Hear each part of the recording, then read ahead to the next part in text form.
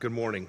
On behalf of President Trump and the American people, I first want to thank Foreign Minister Miguel Vargas of the Dominican Republic, the current president of the Security Council, for scheduling this meeting. My former colleague, Ambassador Haley, lobbied for a year to get the Council to address Venezuela, but her pleas fell on deaf ears. This meeting is long overdue. And you all know why it's overdue. Take Carlos Aquino, a 37-year-old construction worker, weeping over the tiny coffin of his deceased infant son who had died of starvation. Such scenes of misery are now the norm in Nicolas Maduro's Venezuela, where millions of children are suffering from malnutrition and starvation, thanks to a socialist experiment that caused the economy to collapse. This human misery isn't a secret.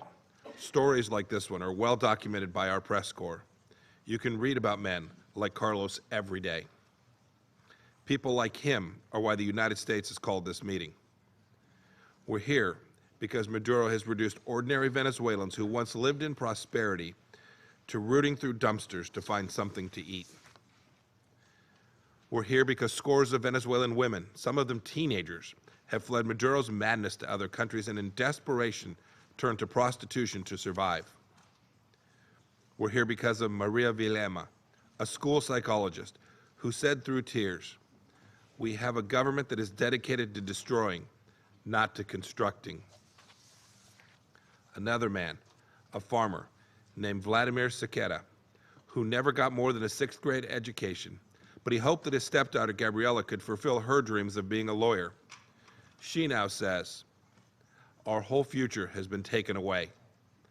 That future, for her and all Venezuelans, didn't magically disappear on its own. The Maduro regime's failed policies, oppression, and corruption stole that future. The United States is helping to recover a brighter future for Venezuela.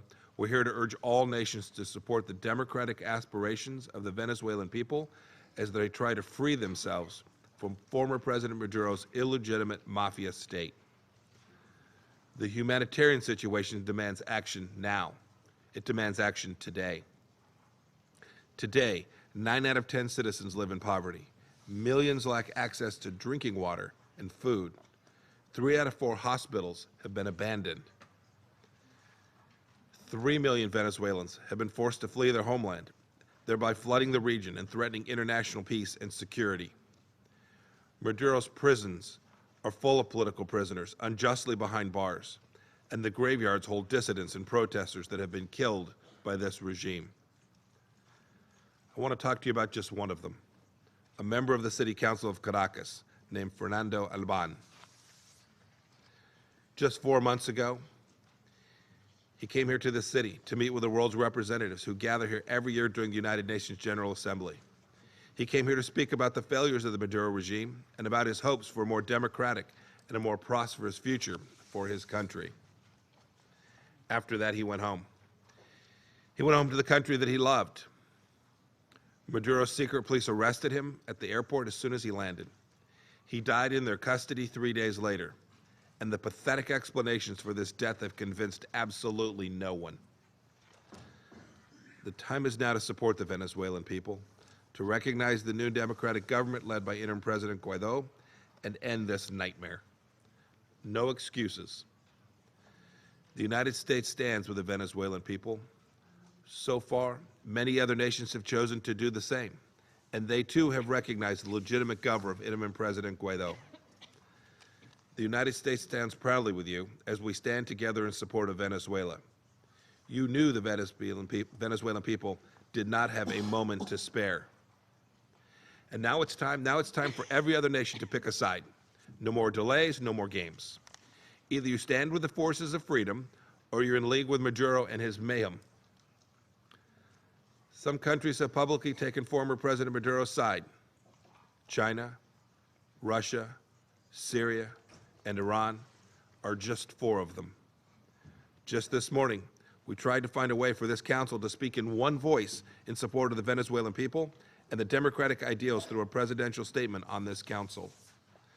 But our Russian and Chinese colleagues refused to let this move forward. It's not a surprise that those who rule without democracy in their own countries are trying to prop up Maduro while he is in dire straits.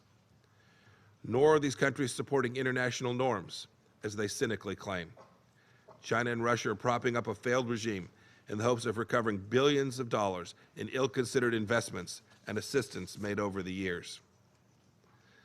This money was never intended to help the Venezuelan people. It lined the pockets of the Maduro regime, its cronies, and its benefactors. But no regime has done more to sustain the nightmarish condition of the Venezuelan people than the regime in Havana.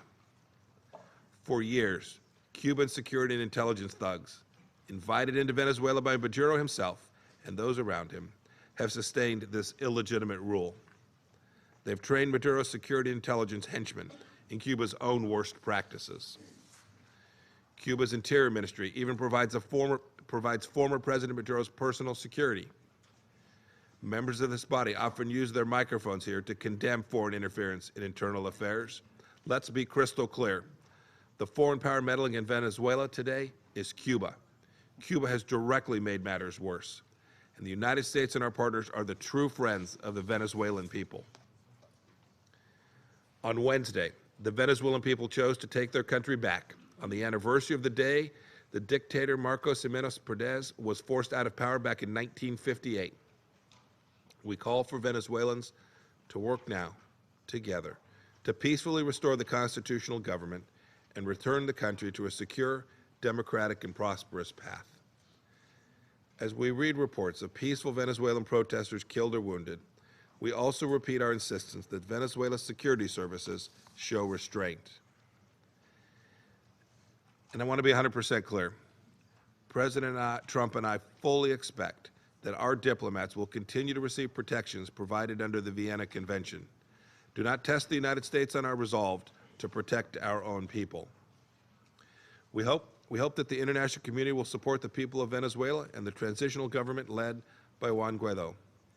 On January 23rd, Guaidó declared himself interim president of Venezuela in accordance with Venezuela's own constitution.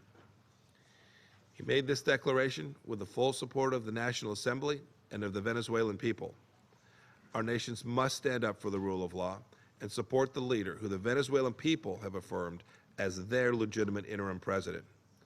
It is our hope that free and fair elections happen as soon as possible. Back in 1961, President Kennedy spoke in Caracas. He declared, quote, "We will be partners in building a better life for our people." America's ambition has not changed since that day. We stand with the Venezuelan people as they seek to build a better life for themselves, and we cannot ignore the suffering or tyranny taking place in this proud nation. Neither should other countries who care about freedom and prosperity. Today we call on all members of the Security Council to support Venezuela's democratic transition and interim President Guaidó's role in it. Thank you.